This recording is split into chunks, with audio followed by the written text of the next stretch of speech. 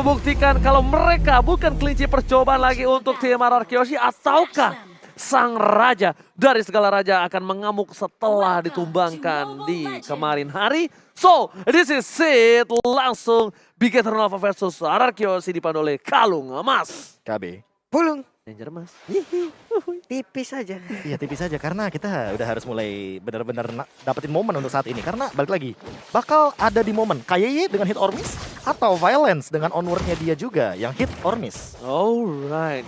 Tapi dilihat di sana, Rainbow datang langsung mencoba di poking damage sedikit. Max is coming. KYY mencoba untuk melakukan sedikit distraction menuju ke arah seorang Klitan langsung menuju ke arah belakang. Tertarik kembali first blood di menit pertama untuk Big Eternal Alpha. Berhasil mengamuk. Sedangkan Max mencoba untuk mengganggu pergerakan. R7 gak bisa maju lebih dalam lagi. Big Etron yang mengamankan first blood di bawah menit pertama atas RRQ Yoshi. First blood menjadi sebuah keuntungan. Coba lihat dari networknya aja langsung mulai bergerak nih. Ada sekitar 600-an mulai dikejar kembali, tapi Rainbow-nya maju ke bagian depan mencoba untuk mengikat langsung ke arah Violence. Sedikit lagi darah tersisa. Violence pun harus mundur. Dan paling PR-nya Big Eternal Alpha hanya untuk membutuhkan satu tough boots. Sehingga sisi power dari Violence mungkin agak sedikit dikurangi.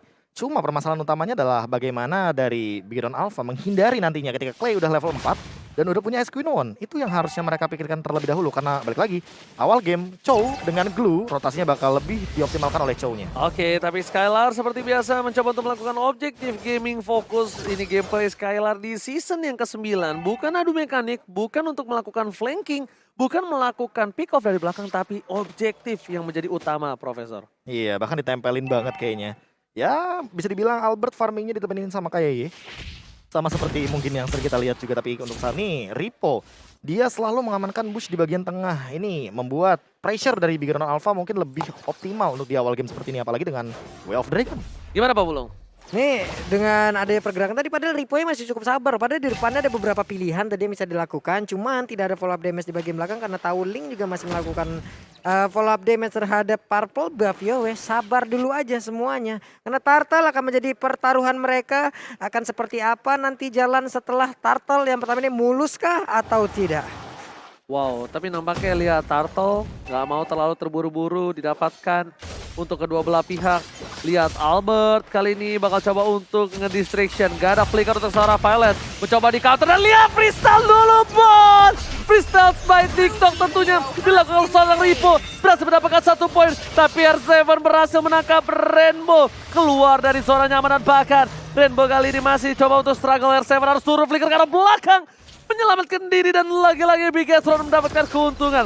Freestyle dulu bos, dan buat kalian semua itu dia freestyle by TikTok dari seorang Ripo. Boleh-boleh tadi itu ya. Di tengah kerumunan seperti itu masih sempat dia melakukan sebuah hal yang sangat membuat kita terkaget-kaget, terheran-heran. Tapi antara Skylar dan juga Matt yang menggunakan Alice, ini kan ada perbedaan dari sisi untuk memfollow up terhadap wave minion ya Prof ya? Iya, kayak clear wave minion tentu Matt lebih cepat, dan kalau ngomongin rotasi dia bisa farming 2 lane. Tinggal gimana cara rotasi dari RRQ Yoshi-nya aja yang harus lebih dioptimalkan, karena Big Eternal Alpha dari tadi kayaknya megang kendali dari mapnya. Bahkan sampai Turtle pun diamankan tanpa kontes. Bukan masalah tanpa kontes saja, tapi juga tanpa ada Purple Buff. Kayak di sana lihat langsung coba di commit, flicker ke arah belakang, mencoba membalikkan kembali. Tapi ternyata Tyrant Revenge menuju ke arah bush. Tyrant Revenge. Saya memang British gitu dia orangnya. Oke, Rainbow. Ada altar yang udah langsung dikeluarkan. Yap, dia berhasil diamankan, tapi Rainbow-nya pun untuk arwahnya mulai berkeliaran. Tapi ini untung kalau nggak salah dari tadi stack yang Rainbow miliki itu cukup banyak. Iya, 3 detik. Iya, harusnya lebih cepat. Nah, 3 detik sudah muncul ke Lane of Town. Dan tentunya di sini dari Big Eternal Alpha mereka bakal coba lihat gameplay dari tim RRQ Yoshi bermain pick over, tapi lihat Violence depan sana. Para pemain dari Big Eternal Alpha mencoba untuk membalaskan keadaan. Max is coming, Clay menjadi pilihan. World Manipulation telah dikeluarkan dan KYY tertangkap. KYY kali ini menjadi korban tanpa adanya perlindungan dari para pemain dari Big Eternal Alpha lainnya. Max is coming, mencoba untuk menyelamatkan jiwa dan raga dari kembarannya di arah bottom lane. Berhasil melakukan clearing minion.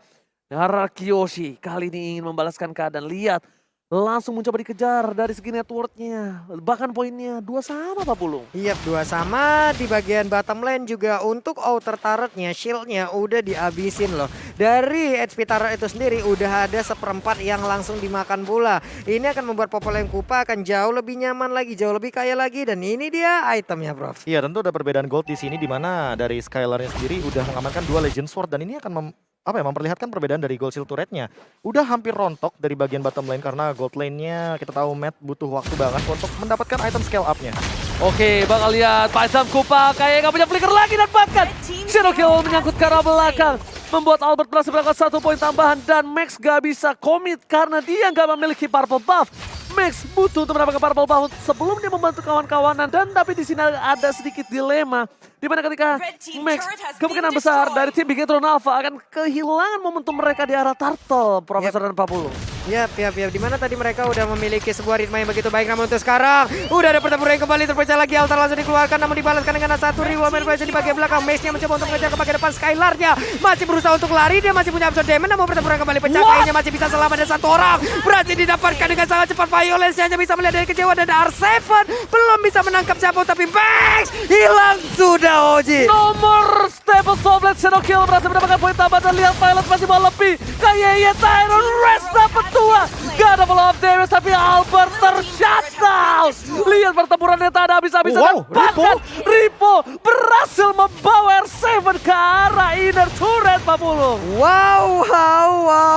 Sebuah hal yang begitu baik langsung diperlihatkan lewat sebuah team fight yang begitu panjang. Masing-masing dari junglernya pun harus menghilang, Prof. Oh, entah kenapa aku kaget banget ketika tiba-tiba grab-grabnya pun dilakukan ya oleh R7, dan itu jauh banget ternyata Ripo-nya. Udah berada di bagian dari inner turret, dan itu adalah damage yang harus terima yang terlalu banyak menurut aku, sehingga membuat R7 harus tumbang untuk pertama kalinya di game kali ini. Dan bahkan lihat Max again and again tanpa ada purple buff berani untuk melakukan kontes Albert di sana. Violet sedang membuka satu buah informasi telah diberikan. Tyron Revenge menuju ke arah depan, terreset kembali. Turtle-nya terreset, sayang sekali. RRQ berhasil melakukan sedikit distraction, dan ini benar-benar impact yang cukup tinggi. Karena apa? Karena Max harus balik mundur, harus dapat di purple buff lagi. Tapi ketika nanti kembali, ini akan jadi war yang sangat-sangat adil untuk kedua belah pihak, Pak. Harusnya ya, karena untuk objektif dari seorang Ling ya udah objektif utamanya purple buff, dengan purple buff dia bisa kemana-mana. Serangan pun masih belum dilakukan oleh kedua tim terhadap dari Turtle itu sendiri. Nih macro play-nya jalan banget sih dari Bigetron Iya. Alpha. Lihat bagaimana posisi 4-1-nya untuk secure ke arah bagian Turtle. Ditambah dengan 1 loh. Ini Max-nya manfaatin banget, dimana mirror dari Turtle lane-nya, atau mungkin ketika Turtle pit-nya ada di atas, dia manfaatin agar minionnya tetap berjalan di arah bawah. Dan lihat, bahkan dengan adanya reset yang dilakukan, ini membuat mereka bakal team fight 5 lawan 5. Harusnya kekuatannya cukup equal. Dan bahkan di depan sana lihat Chanton didapatkan antara seorang Rainbow, tanpa adanya Rainbow kali ini membuka mereka team fight. No! Objective Gaming is number 1 untuk kali ini, Pak Pulung. Yap, dan Turtle pun menjadi milik dari Max. Jadi Max-nya masih mundur, Rokusa menjadi korbannya saat lagi. Orange buff akan langsung dimakan juga. Rainbow sudah hadir kembali. Ripo menjadi sang penjaga portal di bagian tengah, dan ada lagi satu Tidal Rage yang connect juga karena Violence hilang kali ini. Kayeye kali dilihat dengan kupranya lagi and again freestyle by TikTok. Berhasil mendapatkan 1 buah poin yang cukup penting Violence, karena Violence menjadi border. Violence menjadi salah satu pembatas antara Bigetron dan RRQ yang tidak bisa menginvasi jungle-nya Albert, karena mengerikan akan keberadaan dari seorang Violence, Profesor dan Pak Pulung. Dan lihat freestyle dulu lepas. Albert jadi melihat tempo sobret, tapi kuat Shadow masih mencoba dilakukan sedikit distraction, tapi ternyata Albert tidak bisa melakukan Shadow Kill. Terlalu tipis darahnya dan harus dihilangkan begitu saja. Ini komunikasinya bagus banget ya, Prof ya. Yes, itu timingnya si Ripo mainin banget dari The Way of Dragon, jadi nggak bisa langsung 2 kali ditendang, dan itu bakal mengurangi durasi dari The Way of Dragon sendiri. Yes. Jadi ditungguin dulu baru dia tendang yang kedua. Yes, ditahan. Dan plus memberikan sedikit waktu untuk adanya Shadow Kill keluar, dan kalau Shadow Kill keluar, ya udah kesempatan untuk Albert kabur dari area tersebut ya makin besar lagi. Tapi ada minusnya, Pak Pulung. Apa itu? Kalau miss timing itu bisa putus. Yap. Tendangannya. Iya. Tendangan bisa putus, tapi untungnya tadi langsung di follow up, langsung ada Tempest of Blade. Untungnya yang ditendang Hayabusa. Iya. Kalau itu yang ditendang Link bisa Tempest of Blade soalnya. Iya. Dan kalau dari damage deal-nya ya gila, lihat. Yang tendang Hayabusa. Kalau bisa Tempest of Blade. Iya kan Link ini musuh. Ya kan itu contohnya. Oh iya benar banget, tapi lihat kita di sini langsung saja kembali hidup dari seorang Rainbow, mencoba menarik keberadaan Mode ghosting? mode ghosting, ya mode cewek-cewek zaman sekarang. Wah. Hilang tapi kembali lagi. Yes. Waduh. Dalam waktu 3, 2, 1. 1. Apalagi 29.000 total damage deal-nya. Membuktikan bahwa magical damage-nya begitu mengerikan. Dan Oke. bahkan harusnya Rainbow agak sedikit respect juga. Tapi lihat Ripo tanpa adanya flicker, lihat tak bisa bertahan Popolen Kupa. Dua F-Dragon dikeluarkan tapi lihat lumpuh. Ripo nggak bisa mundur ke arah belakang. Tersangkut pergerakannya. Dan bahkan para pemain dari tim Bigetron Alpha, mereka coba untuk melakukan Lord. Mereka membuka Lord kali ini dengan adanya 5 player yang sudah berkumpul menjadi satu. Wah. Mereka ingin melakukan overcommit. Menuju ke arah Lord. Para pemain dari tim Bigetron Alpha, mereka mencoba untuk berkumpul menjadi satu. Tapi lihat Skylar masih terlalu jauh. Rainbow flicker ke arah belakang. Langsung ada KYY mencoba untuk membuka rumput. Membuka apakah ada keberadaan hatinya di depan sana. Tapi nampaknya tidak ada. Belum ada Pak, belum ada. Balik lagi, sabar lagi karena Bigetron juga masih Buset. harus menunggu. Ya memang ya Skylar ya fokusnya memang berbeda. Taret dan paret aja pokoknya. Gila Skylar. PT bongkar PT turret. bongkar turret sejahtera. Dan itu cepet banget loh Prof. Iya, Itu balik dia lagi. baru pecah turret yang outer. Ya apalagi dia ada tambahan 15% untuk damage dari physical ketika dia memiliki item damage yang lebih mematikan. Makanya di sini perbandingannya adalah emang tinggal Skylar-nya aja nih yang mendapatkan 4 assist ditambah dengan banyaknya damage dari turret. Sehingga Bigetron Alpha walaupun dia menang dari segi objektif, tapi balik lagi 3 turret ini membuat teman-teman dari RRQ Kyoshi keep up dengan goldnya. Hanya berbeda 1000 dari 3000 tadi. Oke, tapi bakal lihat di arah bottom lane dari Max. Bakal coba untuk fokus menuju. Gila. Mencoba melakukan poking terhadap R7. Mencoba dicolek begitu saja.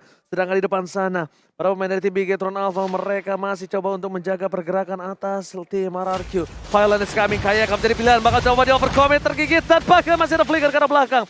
Overcommit yang dilakukan tidak berhasil nampaknya untuk tim RRQ OC. Tapi Rainbow tertangkap, Rainbow tergigit, dan bahkan Ribo kali ini tidak bisa melakukan Wild Dragon. Tersangkut R7 di depan sana, mencoba untuk mendistraction keberadaan Bigetron Alpha yang kehilangan Rainbow. Tapi nampaknya Rainbow tidak mau terlalu lama berada di dunia perghostingan. Dia bakal coba untuk kembali lagi ke lane of down karena kenyataan lebih sulit dan lebih sakit.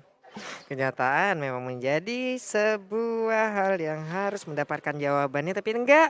Terus sekarang karena Prof, Elis, pro player yang main menit segini stacknya kira-kira udah berapa Ya nih? udah 50 sih pasti. Harusnya. Normalnya menit 9 udah 50 harusnya. Normalnya. Normalnya. Oke. Kalau 2 lane dia bisa 8.30. Oke, Dia oke. lebih cepat gitu loh.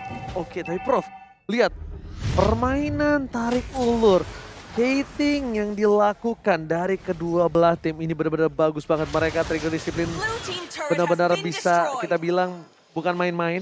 Lihat bahkan di depan sana dengan short skill yang banyak, Ripo punya The Way of Dragon tapi tampaknya memilih untuk mundur ke belakang. Lihat damage dari seorang Violence terlalu sakit, bahkan Violence bahkan coba di overcommit. Berhasil didapatkan oleh seorang Matt. Flicker ke arah belakang, Clay, World Manipulation. Dan bahkan para pemain dari TPK Ternava mereka terkocar kacir. Pecah terbelah dua. Dan Max di depan sana belum mengeluarkan Tempest of Blade-nya. Albert masih menunggu momentum. Albert masih berada di arah rumput. Albert mencoba untuk melakukan sedikit dan bakal coba untuk masuk ke arah depan. Shadow Kill telah dikeluarkan. Terror Rage kali ini gak berhasil dapatkan. The Way of Dragon, Ripo nyangkut terlalu dalam. Tempest of Blade telah dikeluarkan. Max kali ini tapi ternyata tidak mau tinggal diam. Albert tidak berhasil menangkap dan bahkan shutdown for Clay. Hanya ada 3 orang sekarang di mana untuk Violence-nya pun sudah kembali respawn. Tadi ada 3 player yang berhasil diamankan juga oleh pemain dari Bigetron Alpha. Mereka bermain dengan pick off yang sangat baik, bahkan informasinya berjalan dengan begitu indah. Mereka berhasil mempick off siapapun yang mencoba untuk kabur. Clay sudah selamat di dalam outer turret ataupun di dalam inner turretnya, tetap dikejar habis-habisan dan ini dia Lordnya Ji. Gila. Ini benar-benar permainan yang cukup agresif. Cukup berbeda dari Bigetron Alpha. Dia bakal lihat konsentrasi keluarkan. Violence menuju ke arah belakang. Tempest of Blade telah dikeluarkan. Dapatkan! Kali ini Lordnya diamankan oleh tim Bigetron. Oh my god. Mid save the day. Dan tidak ada Albert di depan sana untuk melakukan kontes Profesor. What happened Bigetron Alpha? Agresif sekali untuk match kali ini. Aku melihat ada 2 retribution yang lagi cooldown by the way. Jadi ini benar-benar miss retribution yang terlalu terburu-buru sepertinya. Apalagi dalam keadaan Tempest of Blade.